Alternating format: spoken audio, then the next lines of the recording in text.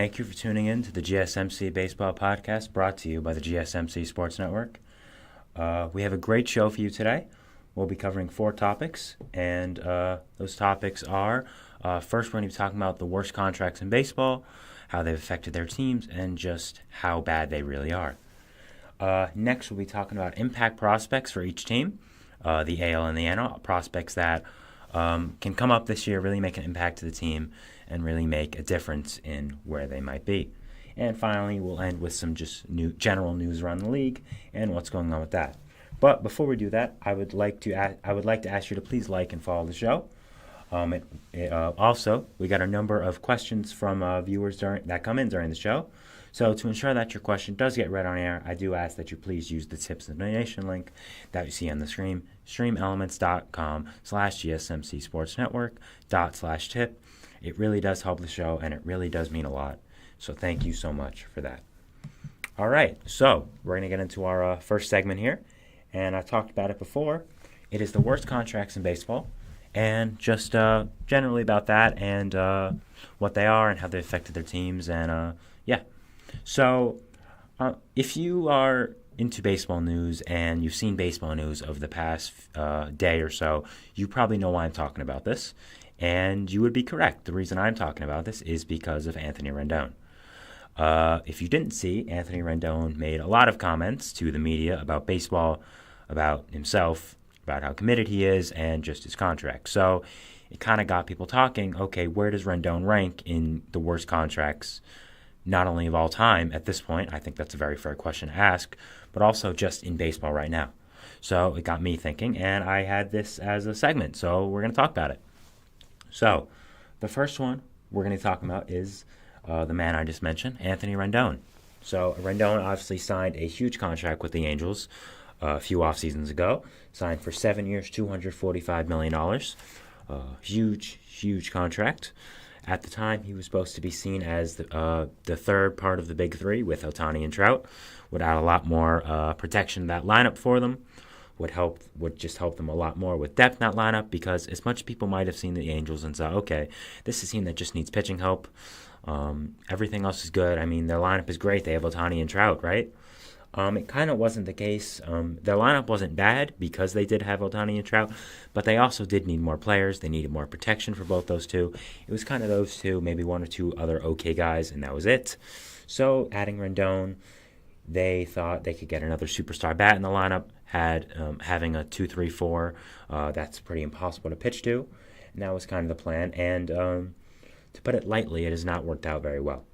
So he hasn't played in 60 games ever with his time in the Angels, all 4 years.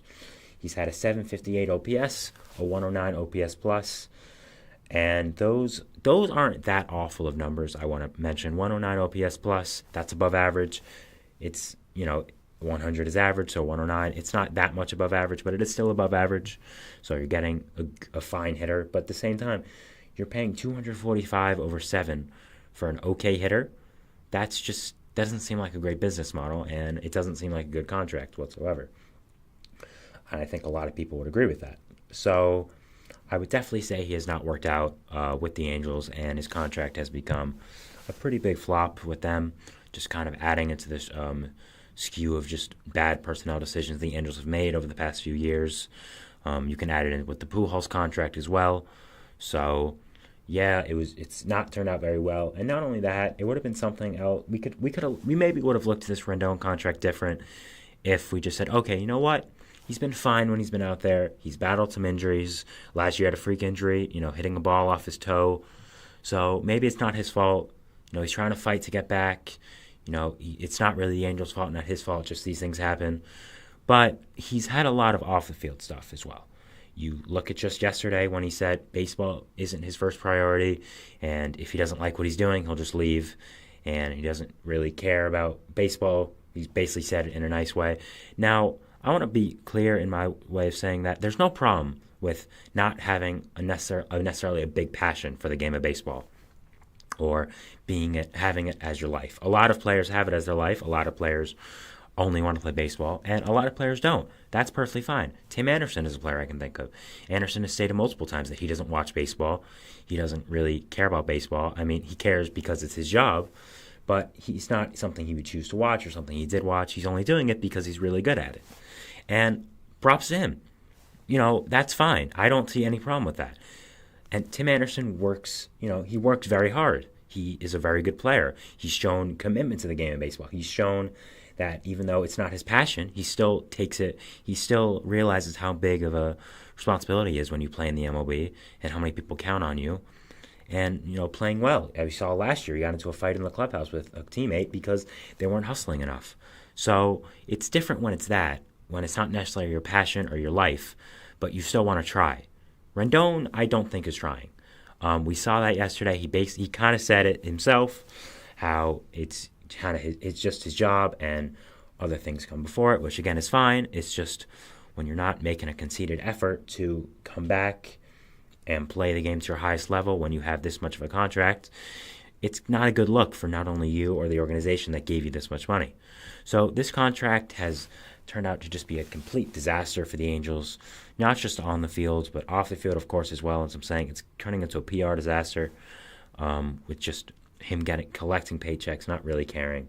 So it's just not been good at all. It's not been a good stay in Anaheim for Rendon, and I'm sure the Angels would agree as well. So I would say this is definitely up there as one of the worst contracts in baseball, maybe the worst. You could decide that for yourself, but as we go down the list of players I have here for this, maybe you'll change your mind, or maybe you'll say, okay, Rendon is the worst contract in baseball. Next, Giancarlo Stanton. We all knew Stanton was going to be on this list. He had to be.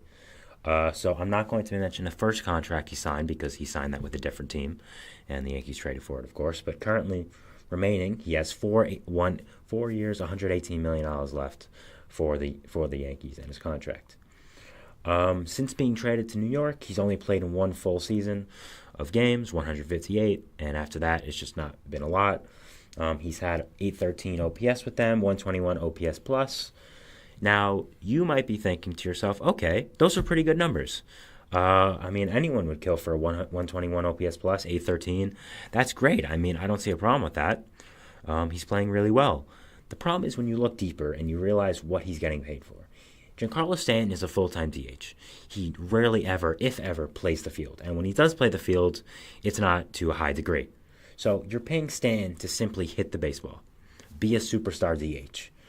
And you're paying him a lot of money for it, as we stated.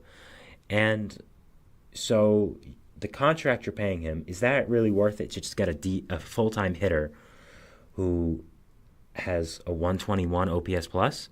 Now, again, not a bad number. But you look at how much they're paying him.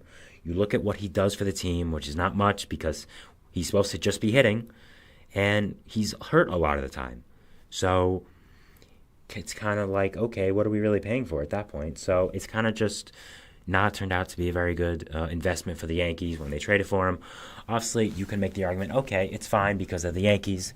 They have a lot of money. They didn't give up anything for him. They gave up Starlin Castro and some random prospects, which is fine. We're getting him for nothing. And again, we're the Yankees. We can spend money. And that would be a fine argument. It's just, you've seen what the Yankees have done the past few years. You've seen what free agents they haven't signed. And because of Stanton, it's because of that, really. I'm going to go to the most prevalent one, and a lot of people have talked about it over the past few years for good reason. Bryce Harper. Bryce Harper wanted to play for the Yankees. He grew up a diehard Yankees fan. He wanted to play for the Yankees. He wanted to play for the Pinstripes. He wanted to play on baseball's biggest stage. He voiced that many times. As a kid, even when he was Boy Wonder, who was on the cover of Sports Illustrated at 16, he said he wanted to play for the Yankees, win a World Series. Those were his only goals. And he even said he would be willing to play first base for the Yankees. At this point in his career, obviously he's a full-time first baseman now. He was a full-time right fielder. Telling them, I would play first base for you, that's how much he wants to play for them. That's just like, okay, you're the Yankees, he's a star, he wants to play for you, let's wrap this up. But instead, they had the Stanton contract. And it kind of seemed like, as you were getting progressed in the offseason, when you realized the Yankees weren't a good fit for him, it was because of the Stanton contract. It was one or the other, and they chose Stanton. So you didn't have, let's say the Yankees don't trade for Stanton. They have Bryce Harper right now. I would be very surprised if they didn't. I would assume he would have probably taken less money to go to the Yankees. You have Judge, you have Harper, You have all these young players on your team now. You have Cole, assuming you still sign Cole. So your outlook as a team could be drastically different if you had Harper. Again, Stanton's not a bad player, but he's hurt too much. He doesn't perform for what he does, which is only hits. And you look at the contract that he has. You look at how he's kind of, handicapped them a little bit in the free agent market over the past few years, getting stars like Bryce Harper, like Manny Machado, who I haven't even mentioned, who wanted to play for the Yankees as well. They had a clear spot opening at third base. It's kind of become one of the worst contracts in baseball pretty easily. So I would definitely mention Stanton up here. I think it's one of the worst contracts in baseball. I think it's pretty clear and that anyone can see that. So not been a great tenure in the Bronx for Stanton. Sorry about that. Drink some water.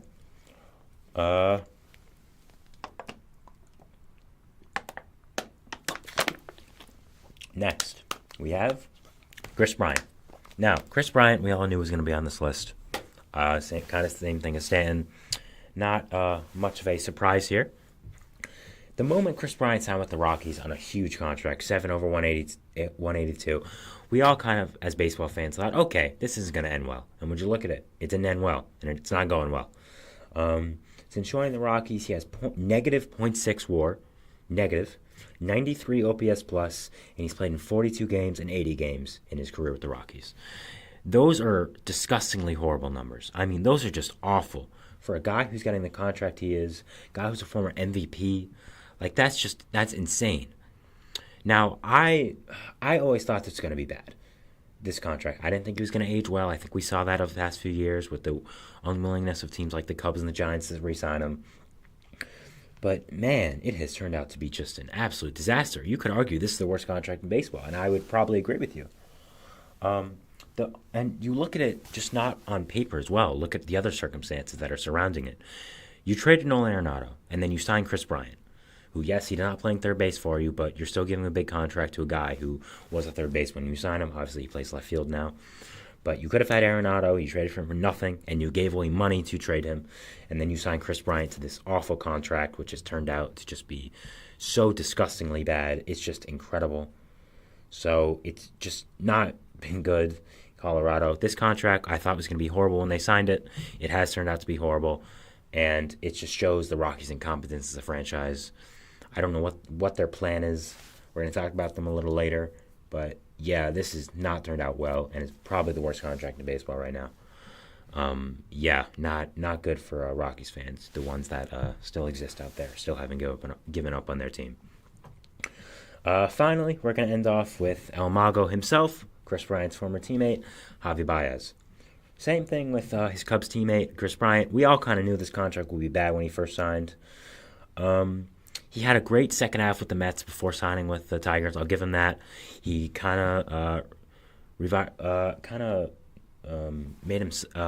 differentiated himself from the past. He stopped swinging at pitches 5 feet out of the strike zone. He walked more. Maybe the Tigers saw something in that. We're like, okay, you know what? He can keep this going. He can, maybe turn that over. We'll get a guy with a maybe, 115, 120 OPS plus, WRC plus, plays great defense. But instead, he's had a 62 OPS plus over his 2 years with the Tigers. 62. I don't think people are going to understand how horrible that is. A 62 OPS plus. That's just insane. That's so bad. It's so bad. So, and it's not only that, it's also you had such a generational shortstop class that you could have signed someone in if you're the Tigers. You could have signed Carlos Correa, who had a connection with your former manager, A.J. Hinch. Both were in Houston. You could have signed Trevor Story, who maybe hasn't turned out the greatest, but still better than Baez, and maybe would have turned out in a better place than Boston. We don't know. So just looking at all the circumstances that surround this contract, it has just turned out to be horrible. So bad, and I think I kind of expected it to turn out to be this bad as well. So it's not very surprising, but man, it has turned out to be bad, and it's kind of put a damper on a young Tigers team because they have a really good future, but I don't know if they're going to be able to spend money on a big free agent in the next coming years because they have this guy in their payroll for 4 more years. So it's kind of put a damper on that a little bit, but Tigers still going to have a good future. So Tigers still have a good future. Baez or not, hey, he still plays good defense, I guess. That's something. Maybe he'll pick the hitting back up for a year or two. I doubt it, but crazier things have happened in baseball, so we can definitely see. So just to recap here a little bit, talked about Anthony Rendon, his contract and how horrible it's become, and the off-the-field antics as well. Stanton, how bad his has been, and how it's prevented them from getting other free agents. Chris Bryant, man, negative .64 is just insane. And Javi Baez, 62 OPS plus after a 6-year, $140 million contract. Really bad contracts. So that was our first segment. We're going to be taking a break, and then we'll go to our next segment. But first, we're going to be talking about our next segment, impact prospects for the American League. These are prospects I think can come up, make a big impact for these teams, kind of change the way the season's going to progress for them. And, yeah, just kind of all that. We'll talk about it next. We're going to take a break, but we'll be back after that. So, thanks. I feel like I'm losing my mind. Is everybody in the world blind? Please, Lord, give me a sign, a sign. I feel like I'm losing my mind. Is everybody in the world blind? Please, Lord, give me a sign, a sign. I wanna be the greatest. Everybody on the fake shit. I look around and feel like everybody is the fakest. I make this every day and I'm impatient, hoping one day I blow up from the basement. Statement, the top is so vacant. I don't hear shit that I think is amazing. Waiting for my day when I'm playing sold out shows for 1,000 faces. Hey, give me that crown, get in my way and to be put down. It ain't your place, all this my town. If I want that shit, then I'll get it right now. I'm losing it, the noose it fits, some losing shit, a stupid myth. You choose to live or choose to dip, you choose to fight or lose your grip and lose a gift. I feel like I'm losing my mind. Is everybody in the world blind? Please, Lord, give me a sign, a sign. I feel like I'm losing my mind. Is everybody in the world blind? All right, we're back here on the GSMC Baseball Podcast. Just a reminder again, streamelements.com/gsmcsportsnetwork./tip. Tip and donations link. It really does help us. It does help the show. It helps me, helps everyone. So it would be really appreciated. But again, thank you for watching as well. So we're going to be going to our second segment here, which is going to be about prospects. I haven't talked much about prospects so far with my recordings and live streams. So I'm going to talk about it now, and I'm going to talk about impact prospects for both leagues. We're going to start off with the AL. And just prospects, I think these are from teams that can really impact the team this year, come up and kind of be a centerpiece or just provide good depth, provide filling in for someone. So let's talk about it. First, we're going to start off with the Yankees. And I have Will Warren. Will Warren is one of their better pitching prospects. Really broke out over the past couple of years with just really good stats in AAA, AA. Has good stuff as well. I think the Yankees pitching has some questions, some question marks as well. We talked about this. They have a lot of injury risk. Cole is kind of the only one where we're set on. Cortez, Stroman, both have injury risk. You have Rodon, of course, major injury risk. And at some point in the year, like most teams, they're going to have a big injury for pitching. All teams have it. It's just something that happens. And I look at a guy like Will Warren who can come up, pitch some quality innings. He's going to be part of the rotation for a long time sooner or later.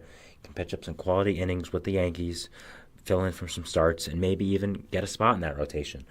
He is young. He's good. And I think he's probably their top impact prospect. I almost went with Chase Hampton for this, but I figured Will Warren might have a better chance of getting to the major leagues. But I think him and Chase Hampton, both kind of what I've said about Will Warren applies to him as well. And just,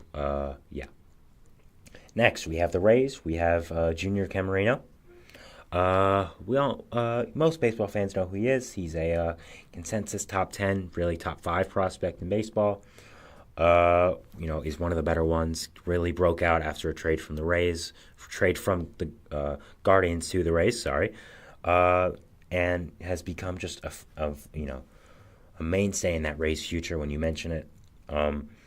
He came up last year only for a little bit. That's why I'm mentioning him. There are some players who came up last year, but if they did, it was for a very short amount of time. It wasn't for a significant amount, and they weren't really a big starter or anything like that. So that's kind of the cutoff here.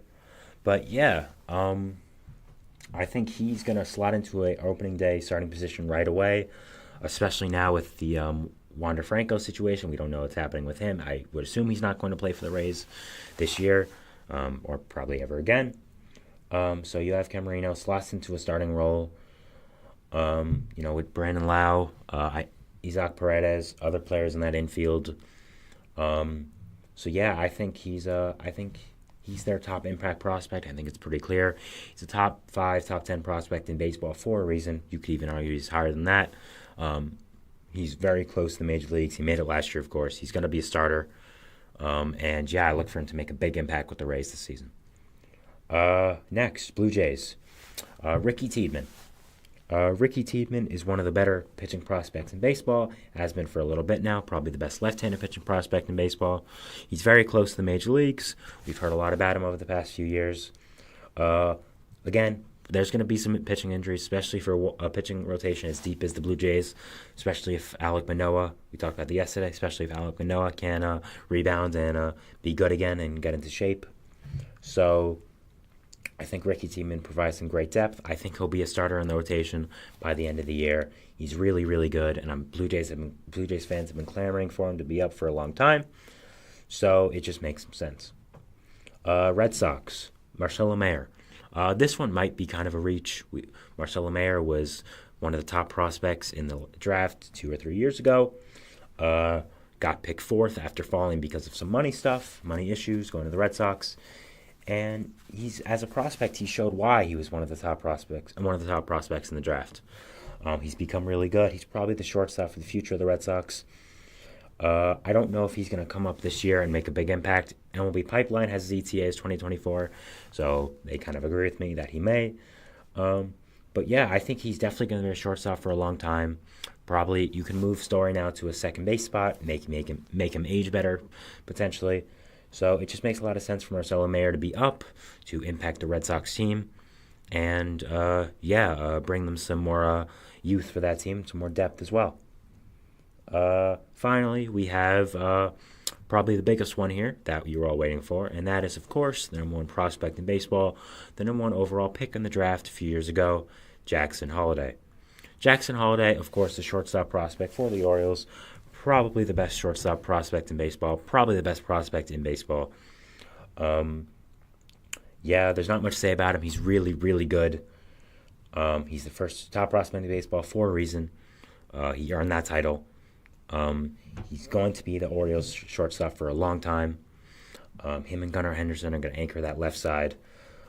He has the chance to make the team out of opening day, apparently. I don't know if he will, but even if he doesn't, I think he's going to be the Orioles starting shortstop by May or June or something like that.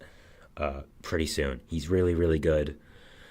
He's part of the future of that insane Orioles youth. And yeah, I'm looking forward to watching him in the big leagues this year. We're going to move on to the AL Central, and we're going to be talking about the Twins. And this one for the Twins is Brooks Lee. Brooks Lee, we heard, has a chance to make the team out of camp. He's a really good middle infield prospect. He's very good, obviously. I think he's ready for the big leagues. He slots in with that very nice Twins infield. If he does come up, you now have an infield of Eduardo Julian, who probably slots to first base now. You have Brooks Lee, who probably goes to second. Carlos Correa, of course, manning short. And Royce Lewis at third. That is an infield that can be together for the next 5-10 years. Just an incredible array of talent, young talent as well. Even Correa, who's on the older side, still younger, I guess, kind of. He has a chance to be part of that really nice, young, underrated Twins core. I don't think the Twins get as much credit as they should for having just such a good team for the future. I think they're going to be a force to be reckoned with for a little while. And I think Brooks Lee's going to be a part of that. So I think this is a big impact prospect to watch if you're a Twins fan or if you're a baseball fan. We'll see if he makes the team out of opening day. Next, we have the Guardians. I talked about him last episode as one of my X Factors, and that was Kyle Manzardo. he can make this lineup so much better if he comes up for opening day and he plays to his potential. One of the top first base prospects in baseball. They traded for him for a reason. He hits the ball so good. He's such a well-rounded player at the plate. I think he's going to be a future superstar for the Guardians. I love him as a prospect, and I love the trade they made to get him.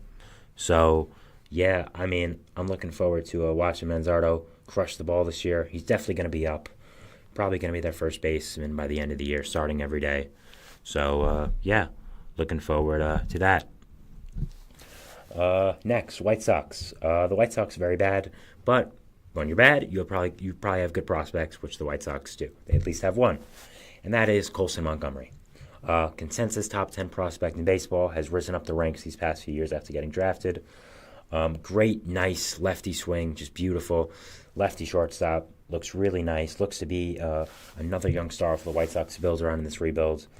You have Luis Robert, who is the other guy you're building around with here in the South Side.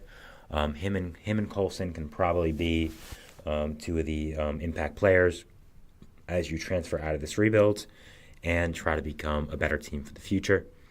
So, yeah, I think he's going to be up this year. I don't know when. I think it'll be more towards the trade deadline or middle of the season. So, yeah, I'm looking forward to that. I'm looking forward to him with the White Sox and looking forward to watching what he does. Next, the Tigers. Colt Keith. This should be pretty easy. The Tigers gave him an extension for a reason, and that is because he's going to be really good. He's one of the better prospects in baseball, probably top 25.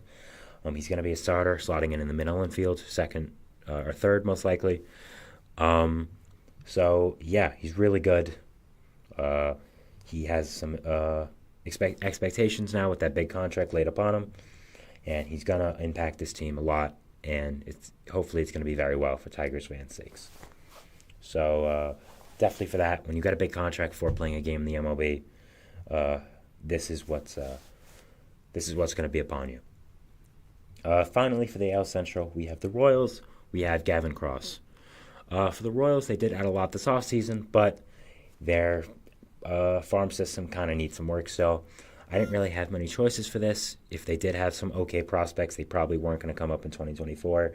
Gavin Cross is probably the closest one. He's a fine outfield prospect, but I don't even know if he's going to come up in 2024. He could maybe towards the later part of the season be a nice starting corner outfield spot for them. But yeah, he's okay, but I didn't have much choices for the Royals. They don't have the best farm system, so it's what we had to go with. Moving on to the AL West now. Sorry.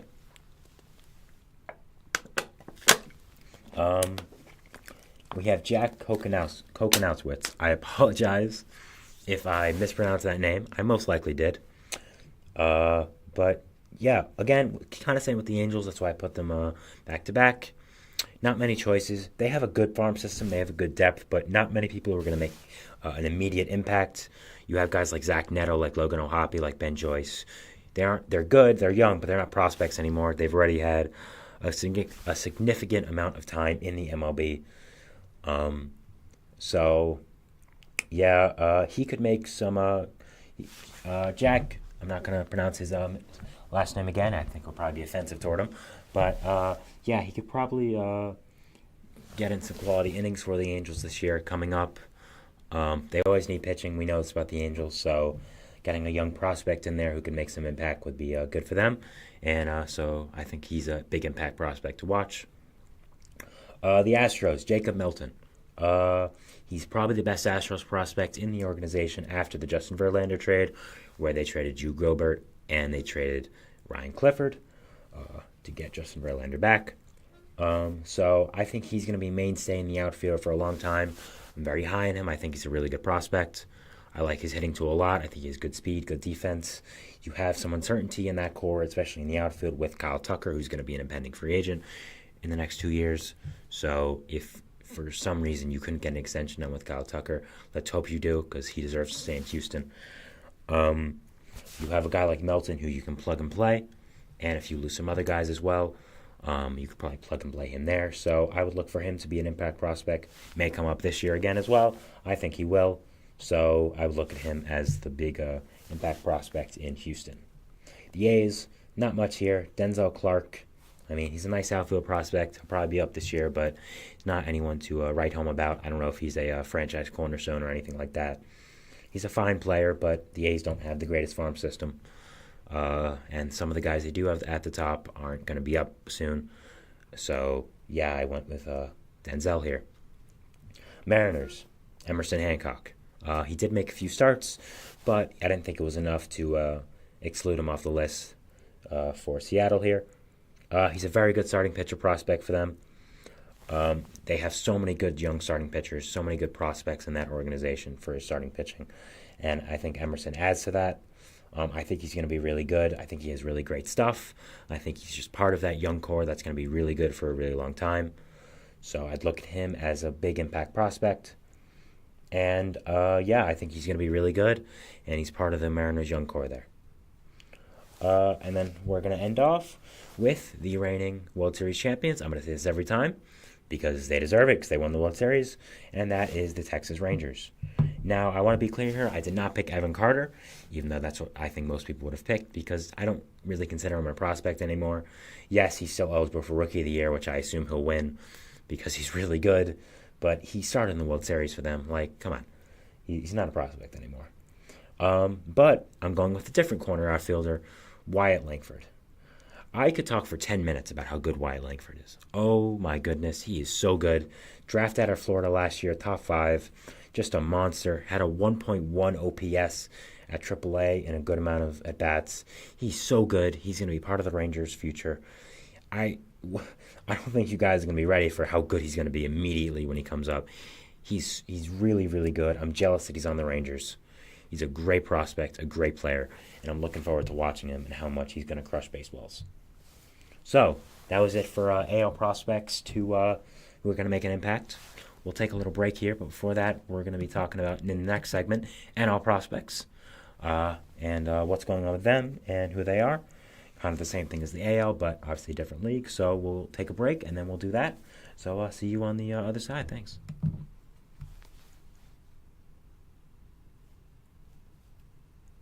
For the best and latest podcasts available anywhere, go to the podcast app on your cell phone and type in GSMC to access free content-rich podcasts on health and wellness, book reviews, sports, entertainment, relationships, social media, movies, technology, finance, and even weird news. Subscribe and download the GSMC Podcast Network's family of shows, available everywhere podcasts are found.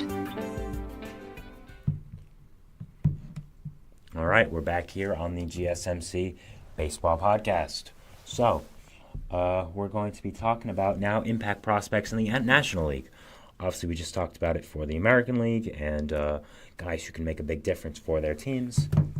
But now it's time to go to the National League, and let's start off with the New York Mets. We talked about him a little earlier with the Astros, kind of a bit. Drew Gilbert came over in the blockbuster Justin Verlander trade at the deadline. Has been incredible with the Mets, just rising up on the prospect list since he came here. Was really good with the Astros as well, but I think kind of found a home with the Mets. Been really, really good. So, yeah, I mean, the Mets have some injury risks in the outfield.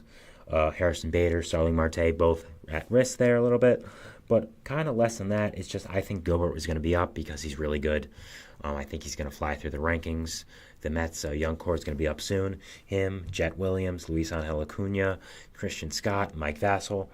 Good amount of guys, and I think Gilbert's going to be at the forefront of that. I think he's he's going to be the center fielder in Queens for a long time.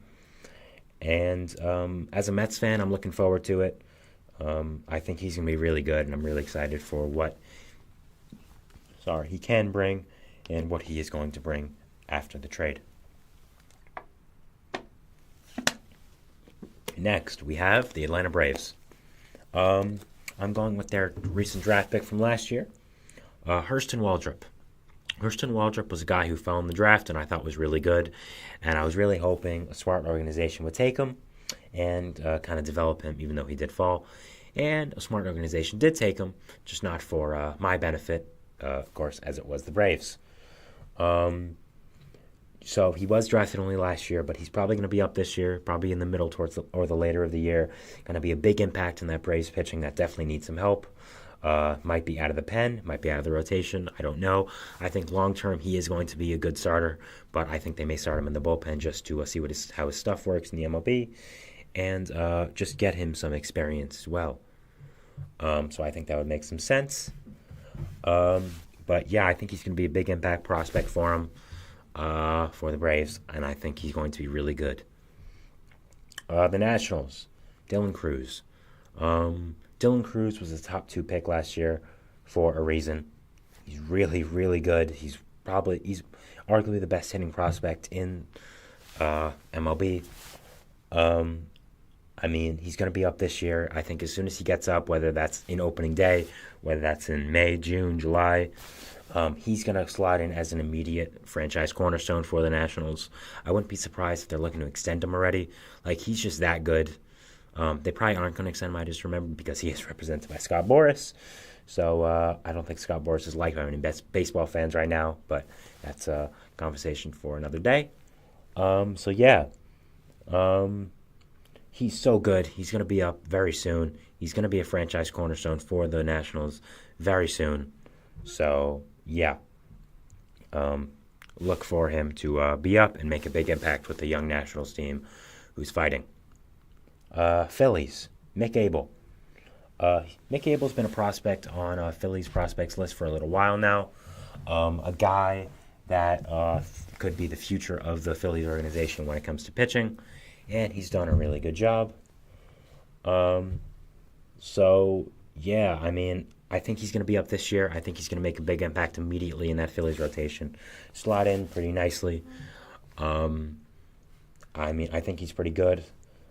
I think the Phillies need some pitching help, pitching depth. Taijuan Walker hasn't been the greatest. You have Aaron Nola, who didn't have the best season last year, still a fine season. You look at the future. You have Zach Wheeler, who may walk in the offseason. So you're not sure about the future there. But you got a guy like Mick Abel up who's pretty good. Get him in, solidify that rotation, solidify that depth, get another guy in there who's really good and is going to be good for a little while, because I'm very high on Mick Abel, and I think he's really good. The Marlins, Jacob Amaya. Jacob Amaya was acquired from the Dodgers in the Miguel Rojas trade. He came up a little bit last year, but this year I think he really makes his mark. He probably slots in as a starter with Miami right now in either second, short, or third. We don't know.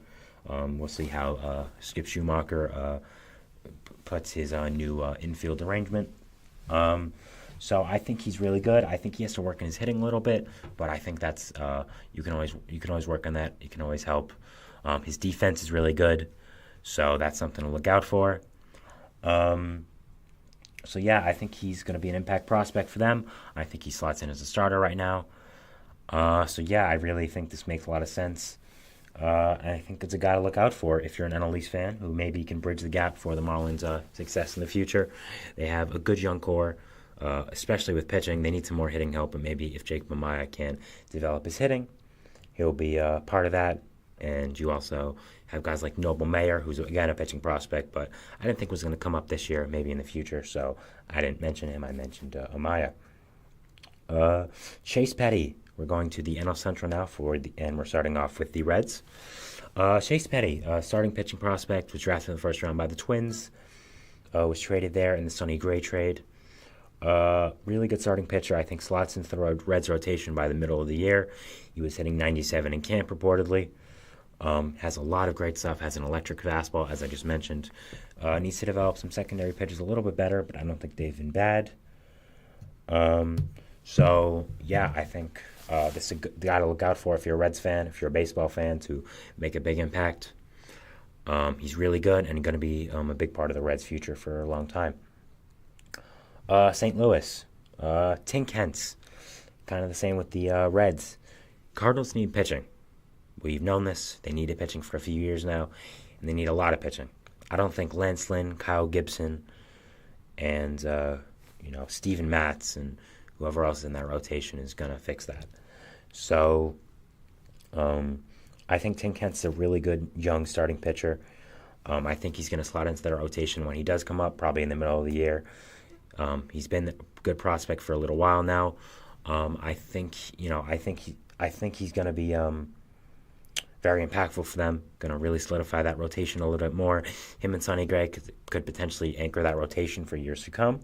Even though Sonny is on the older side a little bit, I think right now the Cardinals need pitching, and getting Tin Kent up in there is a very good idea and something that is going to happen. The Cubs, mentioned him yesterday as an X factor, Pete Crow Armstrong. I believe he's going to slide in as a center fielder for them, as the starting center fielder for them. I think he's immediately going to make an impact. I think as soon as he comes up, he's going to be one of the better fielders, defensive players in the MLB in center field with the glove. If he can develop that hitting even to a little bit, he's going to be such an impactful player, and I think he's their biggest impactful prospect. I think him being so good and them projecting him to be so good is one of the main reasons why the Cubs haven't re-signed Cody Bellinger. So I definitely would look at him as an impactful prospect for them, and as an X factor, like I mentioned yesterday. So if you want to check out that video, you can. It's on the channel. I mentioned him. I talked about Kyle Manzardo as well, who I mentioned last segment is in part of this. So, next, we have Milwaukee. The answer here is obviously Jackson Chourio. There's no other answer. When you give a guy who hasn't played in the MLB at all a huge contract extension, it's obviously going to be him.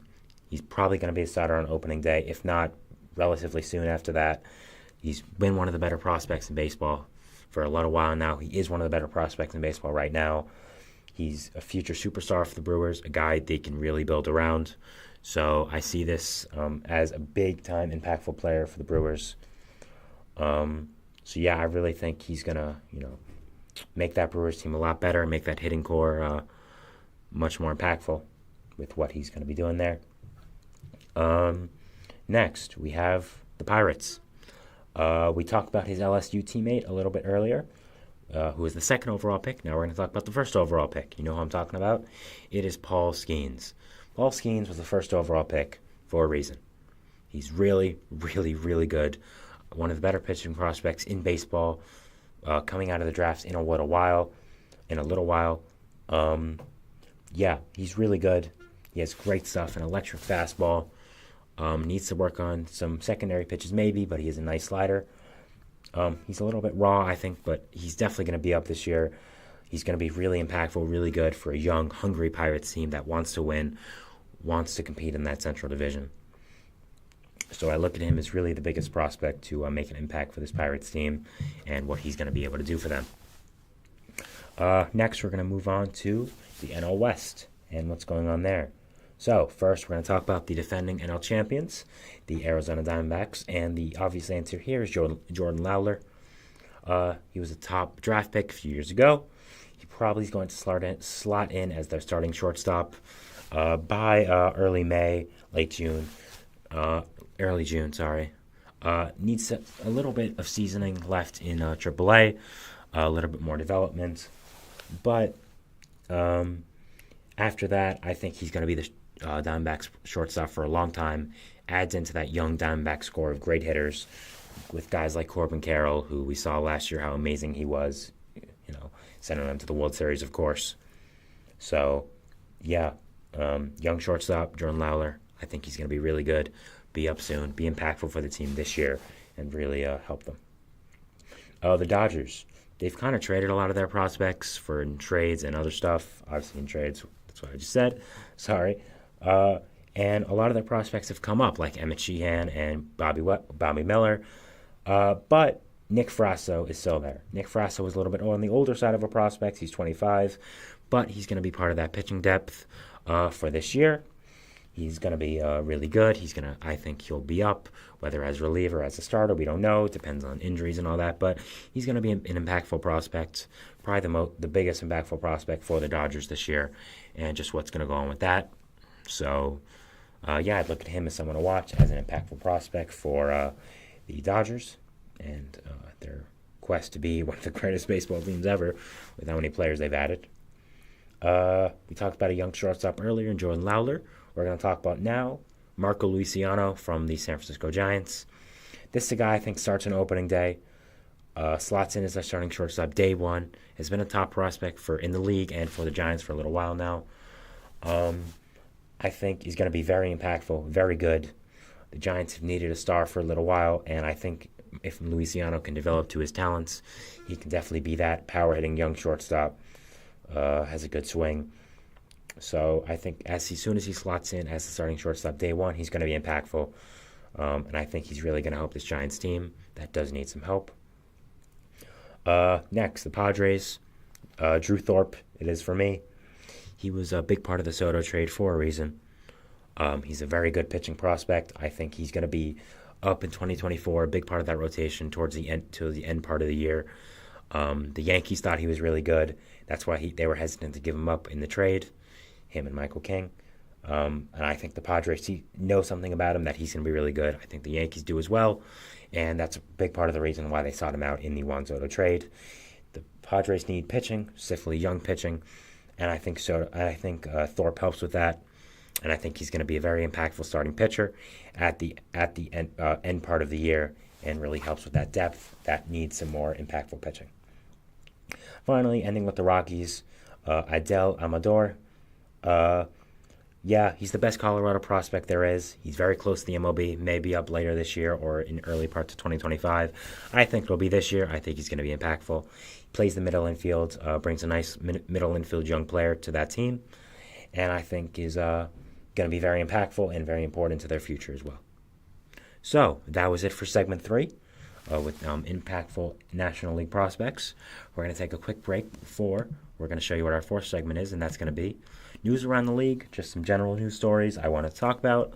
Maybe didn't deserve their own segment, but I thought were still impactful, still important, and all that. So we'll talk about that after the break, and here we go. So thanks.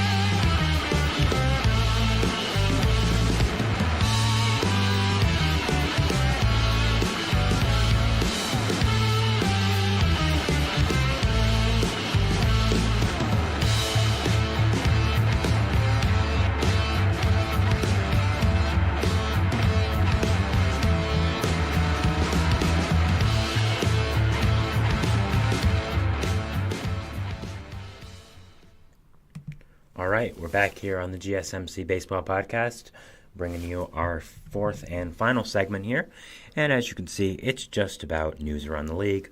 What's going on with the game of baseball? What's the hot stove looking like? It's not very hot. If it was hot, I'd have a full segment on one of the players who signed, but I don't think they're ever going to sign at this point. But that's beside the point. So yeah, we're going to talk about just some general news around the league.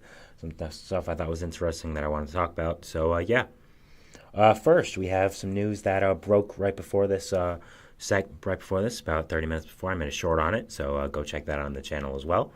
And that is Ahmed Rosario. He is signing a 1-year contract with the Tampa Bay Rays. I like this signing a lot for them. They needed more middle infield depth. Of course, you had the Wander Franco situation. So you had to bring in some more depth with that. You had guys like Jose Caballero, Taylor Walls, good young players, but you kind of needed improvement on that. I don't know if Ahmed Rosario is that big improvement that you're looking for, but he's a good role player, kind of like in basketball. He hits lefty pitching really well. His defense is kind of spotty, but I think is a platoon player that slots in against lefties, can bring in some depth when someone's hurt to start in a few times. I think it can be a really impactful signing for the Rays, really good. So, I think it'll make a lot of sense. I think it makes a lot of sense for the Rays. I think it's a good signing. I think one year, $1.5 million. I think it's a good low risk. I think it's a good move by Ahmed going to Rays team that knows how to develop players, knows what players they want. Obviously, Ahmed Rosario was one of the top prospects in baseball around 7-8 years ago. Did not really live up to that moniker, of course, but hasn't been a bad player. Maybe the Rays see something in him that he can be really good. I don't know if that's what they're looking for. I think I'm just overreaching, looking for something to talk about. But I think he's a good player, good platoon player, and it's a good depth signing by the Rays, and a good addition by them, and I like it. So, next, we have going from a former Met to a current Met, Brendan Nimmo. New Mets manager Carlos Mendoza announced that, as what we all expected, Brandon Nimmo is going to be the everyday left fielder for the Mets, moving from center to left field after the addition of Harrison Bader. Now, this, again, does not come as a surprise to anybody. When the Mets signed Bader, it was obviously to be their center fielder, because if you're signing Harrison Bader to be anything but your center fielder, that doesn't make much sense, because Bader doesn't bring much with the bat. He's one of the better defenders in center field, is very good with speed.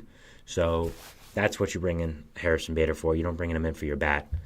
So it made sense. David Stern said at his opening press conference he wanted to focus on run prevention, and a big part of run prevention is that of defense, stealing runs from the other team. So I think this made a lot of sense. It was going to happen. You look at the Mets' outlook as well. I kind of talked about it a little bit earlier with Drew Gilbert, but they have a lot of young prospects, specifically young prospects that can play the outfield and more so center field.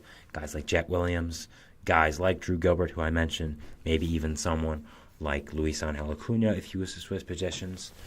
I think moving Nimmo to center field made a lot of sense with just defense-wise. He's not a bad defender in center field, but you can always get better, and maybe he'll age better as a left fielder, can focus more on his hitting.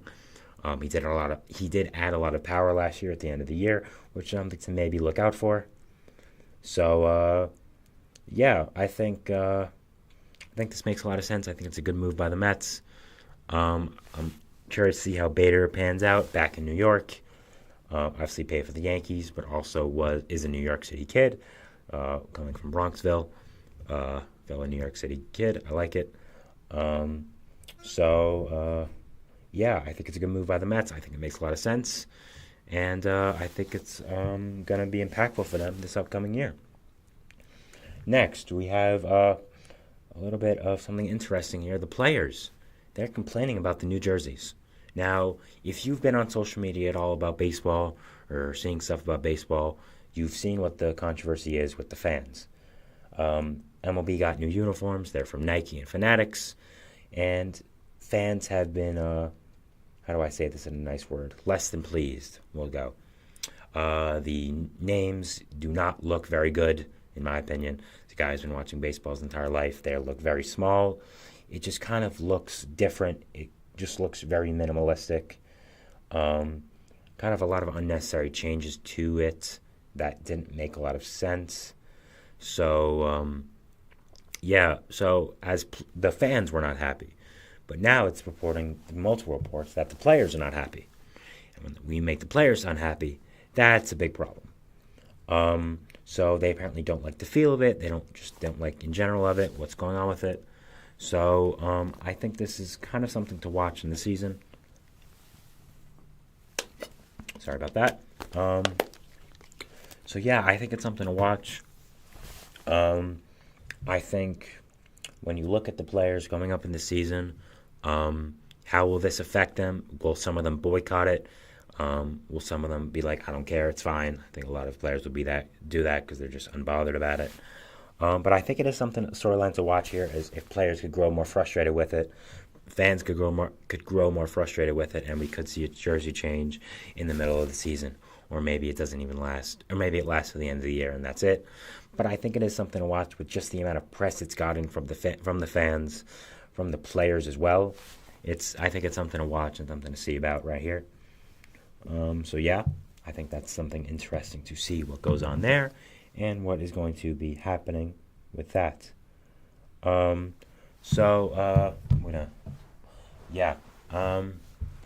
So, next, we have the MLB expansion. Jeff Passan came out with a report that the MLB is going to be expanding. We all knew this. We all knew that the MLB was going to expand eventually. He thinks it will be later rather than sooner, actually, which is kind of surprising to me. I kind of thought MLB would want to get that paycheck with getting 2 different teams. But he supposedly says it's going to be in the 2030s and coming up. So I think we all knew expansion was going to happen with the MLB. What's happening with other sports, them having 32 teams, baseball just trying to catch along. So I think it makes a lot of sense. He mentioned 2 teams as fits, which are the most likely ones. It is Salt Lake City and Las Vegas. So first talking about Vegas here, I think it makes a lot of sense. We knew Vegas was going to get a team eventually. I mean, the A's, of course, may move there, probably going to move there. We don't know. The A's, people have said they won't be surprised if the A's deal to Vegas falls apart. I don't think anything would surprise us right now with the A's franchise where it is. They don't really know what they're doing. So we could look at Vegas as a potential expansion spot if the A's thing falls apart. I think next is Salt Lake City. He also mentioned that. Salt Lake City kind of came as a surprise to me. I understand Utah is a growing market. A lot of people are moving there. It's kind of an up-and-coming state. Sorry, I don't know why I said town. Salt Lake City is the town. But to have a baseball team there, I don't know if that would be a great move. I understand we have the Jazz there, but that's kind of it. You have Utah football, Utah basketball, BYU, but that's kind of it. I don't know if it's a big haven for professional sports. Obviously, there has been some rumors about an NHL team moving to going to Utah or Salt Lake City or expansion team, so maybe that has something to do with it. Maybe the same people are involved. Maybe they want to build a growing market in Utah for it. But I would have thought places maybe like Nashville, specifically Nashville, would have been a more intriguing place. Nashville, there's been a committee to get a baseball team there for a little while now. They're a growing city, a team with a good fan base, with teams like the Titans, teams like the Predators. So I thought that would have made more sense other than a place like Salt Lake City. No disrespect towards them. It's just I think it's kind of a little random. Utah's a nice place to play. They have a good fan base. We've seen with the Jazz, but I think there's other places that would kind of be more suitable for a baseball team. I thought another place they mentioned was San Jose, which was interesting. Obviously, it's a little close because you have 2 teams in the Bay already. Obviously, one is going to leave. So I think you adding a San Jose team, maybe with San Francisco, can make sense after the A's move. I think it's a good spot. You obviously have the Sharks there in the NHL, so you could grow your market that way. And just going on with that, having a baseball team there. So I think all these places make a lot of sense for a baseball team expansion and expanding. Expansion is going to happen soon. 2030s, like you said, I wouldn't even be surprised if it's sooner. More teams equals more money, and money rules the world, and money rules baseball as it should. So I think getting something soon would make sense. So, yeah. Next, we have Hyunjin Ryu. He is going back to Korea, which is kind of surprising to me. Hyunjin Ryu was one of the, I'd say, top free agents left on the board. A really good, reliable starting pitcher for the Blue Jays these past few years. I thought he made a lot of sense for pitching hungry teams that so needs to get someone like the Padres, like the Pirates, like the Angels. I thought he would get a nice contract, maybe a 1-year deal worth $6 to $7 million, but instead goes back to Korea. I will mention he's going to be the highest paid player in Korea, so that's something interesting. Maybe he wanted to go back home, and I think maybe sweetening the pot for him to be the highest paid player does make a lot of sense. But yeah, I think this is kind of a big blow to the market. I think specifically a team like the Padres, who needed another pitcher, Hyunjin Ryu made a lot of sense because they already have 2 Korean players on the roster. Getting a third would have made a lot of sense. I think it shows the connection Preller and the Padres organization has to Korea, even with Ryu. So I think it's kind of a big loss for them specifically, and the other teams like that I mentioned, like the Pirates, like the Angels, that could have used him. But again, happy for him. Happy that he gets to go back home. Gets to be the highest paid player in the KBO. Good for him. He is arguably the greatest Korean pitcher of all time. Had a great career in the MLB with the Dodgers. Won a Cy Young. Had a good career with the Blue Jays. So nice to send him off nicely, even though he did face some injuries with the Blue Jays. He had a good bounce back with the Blue Jays last year, and what was going on there. So, yeah. So I think that's nice. A nice storyline.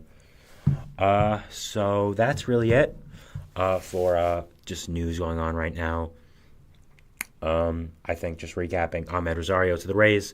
Good, nice signing for the Rays. Good depth, good platoon bat, good role player for them, and just adds depth to the middle infield that they will be lacking with the Wander Franco situation. The Mets moving Brendan Nimmo to left field. Good move, gets them more defense, gets Harrison Bader, gives him a bigger role, and gets Nimmo to focus more on batting. So I think it makes a lot of sense here, and it made sense once they did sign Bader. The jersey situation, that's something to watch over the coming weeks and months, see what happens with that, how it evolves with not only the players but also fans of baseball as well. Will they get tired of it? We'll see. And we'll be expanding. I mentioned the teams I think will be a nice fit. I think Nashville's one of the main ones, and maybe San Jose, maybe even Sacramento, going to the Bay area as well. And finally, Hyunjin Ryu going back to Korea, taking a big free agent pitcher off the market, and just happening there, and what's going on with him. So, thank you so much for tuning in to the GSMC Baseball Podcast. Your support does mean a lot. You can find us on really all social media, Facebook, Twitter, Instagram, everything. Listen to this podcast on Spotify, any other place that you listen to podcasts. If you want to listen to it again, watch the videos on YouTube, watch the shorts. It really does mean a lot. So thank you so much for that, and your support is really appreciated. So thank you, and have a good day. Goodbye.